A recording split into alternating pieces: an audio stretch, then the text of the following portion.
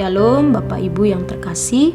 Renungan kita hari ini terdapat dalam Injil Lukas pasal yang ke-23 ayat yang pertama sampai yang ke-25 dengan tema pengorbanan menghasilkan kemenangan. Penyaliban merupakan hukuman yang biasa bagi para penjahat dan dimaksudkan untuk mempermalukan mereka di depan umum.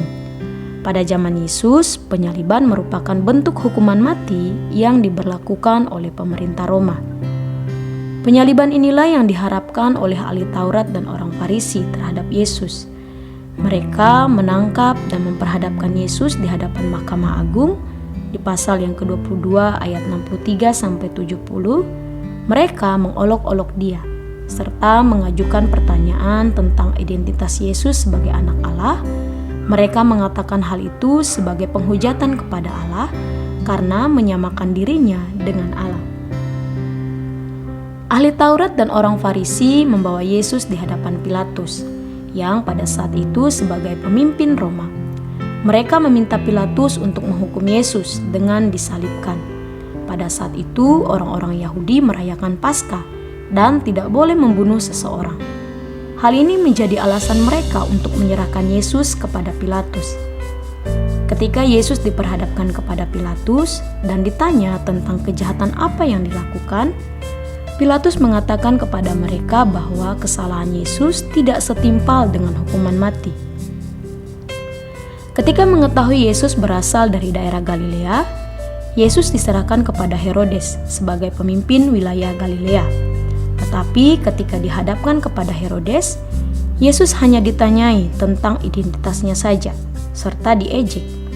Yesus dikembalikan kepada Pilatus untuk diadili. Ketika diadili, Pilatus kembali mengatakan ia tidak mendapati kesalahan Yesus yang setimpal dengan hukuman mati. Terdapat pada ayat yang ke-15, 20, dan 22. Kematian Yesus karena alasan politis dan murni bukan karena Yesus bersalah. Pada pasal yang ke-23 ini mengisahkan tentang bagaimana Yesus diperhadapkan dengan pimpinan-pimpinan seperti Pilatus dan Herodes untuk diadili atas tuduhan-tuduhan ahli Taurat dan orang Farisi terhadapnya. Tetapi Yesus tidak melakukan perlawanan atau pembelaan diri. Kenapa? Karena Yesus sadar keadaan seperti ini yang akan dialaminya ketika waktunya tiba. Lukas pasal yang ke-22 ayat yang ke-53b. Terlepas dari Yesus disalibkan dengan alasan politis, dituduh merencanakan pemberontakan melawan pemerintah Roma, yakni dengan membiarkan dirinya dijuluki raja orang Yahudi, ada rencana besar Allah untuk membebaskan umat manusia dari dosa. Sehingga sebagai orang percaya yang sudah mendapatkan kasih karunia Allah dan dibebaskan dari belenggu dosa, yang harus kita lakukan adalah tidak menyia-nyiakan pengorbanan Yesus atas hidup kita. Yesus hadir ke dunia dengan tujuan yang jelas. Ia ingin memberikan pembebasan dan kelepasan kepada umat manusia karena dosa dengan mengorbankan dirinya. Karena hanya dengan mengorbankan dirinya sebagai jalan satu-satunya penebusan terjadi. Bapak Ibu, pengorbanan Yesus bukanlah sekadar cerita yang kita baca dari Alkitab dan kita dengar dari khotbah hamba-hamba Tuhan, sehingga hal itu sebagai pengetahuan saja bagi kita.